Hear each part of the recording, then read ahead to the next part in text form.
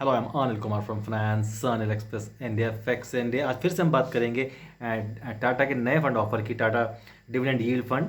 और ये जैसे कि मैंने अपने पिछले वीडियो में आपको बताया कि इस फंड में उन कंपनीज का पोर्टफोलियो बनेगा जो रेगुलर तौर पर अपने जो शेयर होल्डर्स हैं उनको डिविडेंड्स देती है। तो यही जान लेते हैं कि डिविडेंड एक्चुअल में होता क्या है। तो डिविडेंड को हिंदी में बोलते हैं लाभांश या प्रॉफिट शेयरिंग।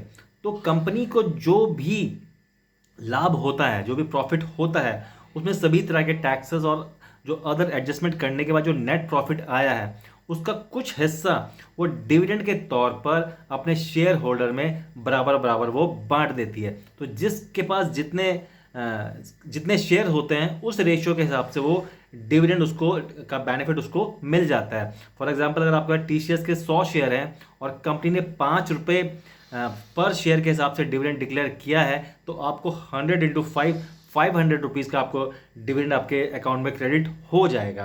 तो डिविडेंड कब देना है, ये सब कंपनी की जो बोर्ड ऑफ डायरेक्टर्स मीटिंग्स होती है, एनुअल जनरल मीटिंग्स होती हैं, उनमें यह तय किया जाता है कि आपका डिविडेंड कब देना है। और ये ध्यान रखने वाली बात है कि जो भी डिविडेंड होता है वो फेस वैल्यू पर डिक्लेयर किया जाता है। तो कुछ जो डिविडेंड देने वाली जो कंपनीज हैं उसमें आपकी बजाज ऑटो है, gas authority of India limited है, हिंदुस्तान जिंक है, आईटीसी है, हीरो मोटोकॉर्प है, आरईसी है, ऑल इंडिया, बहुत सारी कंपनीज हैं जो रेगुलर तौर पे अपने इन्वेस्टर्स को और शेयर होल्डर्स को डिविडेंड देती है। तो इसी कंसेप्ट पे जो ऑलरेडी फंड एग्जिस्टिंग फंड्स हैं, जिसमें आईसीआईसीआई का डिविडेंड यील्ड फंड और यूटीआई के डिविडेंड यील्ड फंड, इन दोनों की अगर रिटर्न की अगर बात करें तो आईसीआईसीआई के डिविडेंड यील्ड फंड ने एक साल में 74% का रिटर्न दिया है, 2 साल में उसने 11% का सीएजीआर निकाला है, 3 साल में उसने 5.25 का सीएजीआर निकाला है और 5 साल में उसने 13% का सीएजीआर निकाला है।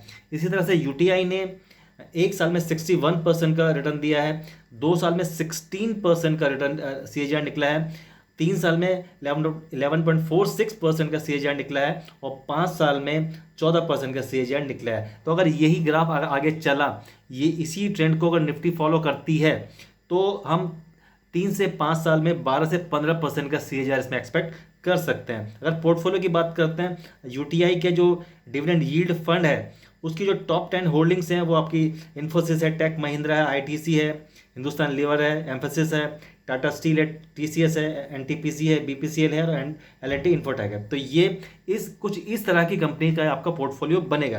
तो ये फंड 3 मई से लेकर 17 मई तक ये मार्केट में ओपन है। इस बीच में आपको जो भी यूनिट एलोकेट होगी वो ₹10 की एनएवी के हिसाब से एलोकेट होंगी आपके। और ये ध्यान देने वाली बात है कि जो भी इस फंड के लिए अप्लाई करेगा, इस एनएफओ के लिए अप्लाई करेगा, उन सभी को यूनिट्स एलोकेट होंगी। आईपीओ में तो आपको कई बार आईपीओ नहीं मिल पाता है, लेकिन अगर आप एनएफओ में अप्लाई करते हैं तो आपको एनएफओ 100% मिलता है। तो इस फंड के बारे में अगर आपको और अधिक जानकारी चाहिए तो आप मेरे व्हाट्सएप नंबर 9997843792 व्हाट्सएप कर सकते हैं। Thank you.